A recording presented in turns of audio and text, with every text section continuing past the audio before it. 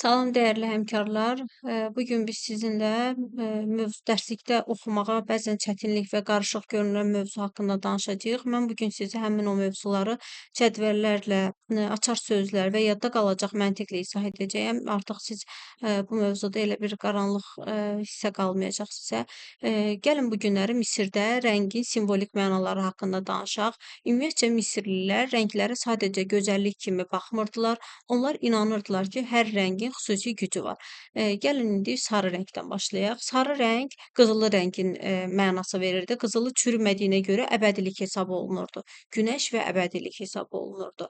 Yaxşı, bəs ağ rəng onlardan ötürü tam təmizlik və saflıq rəmzi sayılırdı. Yaşıl rəng nə idi bəs? Yaşıl rəng Nil çayının gətirdiyi həyat idi. Ona görə də yaşıl rəngi həyat və dirçəliş rəmzi kimi baxırdılar. Yəni məhsuldarlıq, canlanma kimi baxırdılar. Mavi isə səmanı və Tanrını, suyu xatırladırdı onlardan ötrü.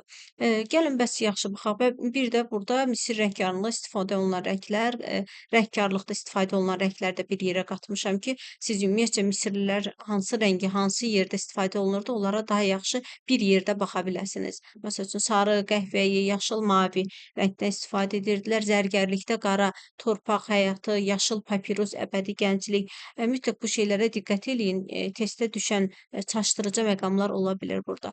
Şumerlərlə Mesopotamiyanın rənglərinə gəlib baxan.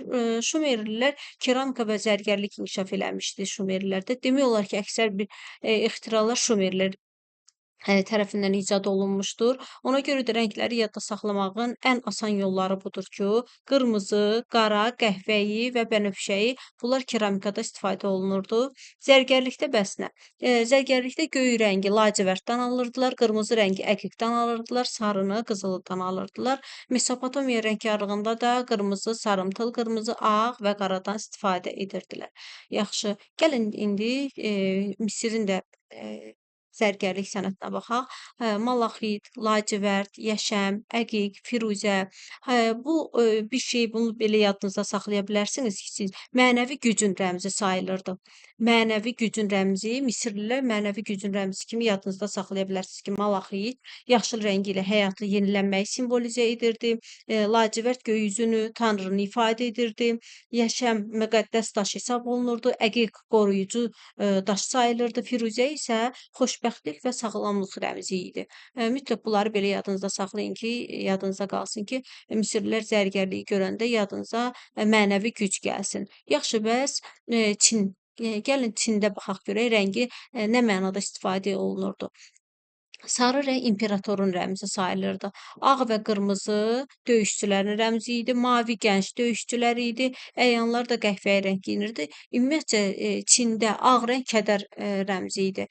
Yəni onlardan ötürü ağ rəng kədər rəmzi kimi yadınızda saxlayasınız mütləq bunları. Yəni onlarda ağ rəngə başqa məsəl üçün orta əsrlərdə baxırıq, Misirlərdə baxırıq ki, onlar ağ rəngi saflıq, təmizlik kimi baxırdılarsa da Çində bu belə sayılmırdı.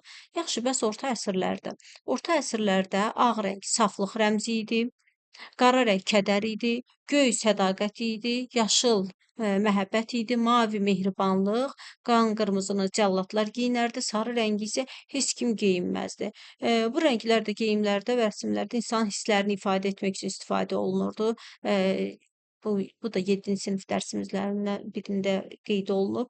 Gəlin baxaq görək gerb və emblemlər. Qızılı rəngin zənginlik və ədalət, gümüş rəng paklıq və saflıq, tünd qırmızı məhəbbət, mavi gözəllik və ucalıq, al qırmızı hakimiyyət, qara müdriklik və iradə sayılardı. Ümumiyyətcə yadınızda saxlayın ki, gerblərdə və emblemlərdə bunlar heç də təsadüfi seçilmir. Hər rəngin dövlətin və təşkilatın müəyyən dəyərini ifadə edir. Yəni bu miqdə və sertifikasiyada düşə biləcək mövzulardandır. Müqayisəli şəkildə düşə bilər bunlar.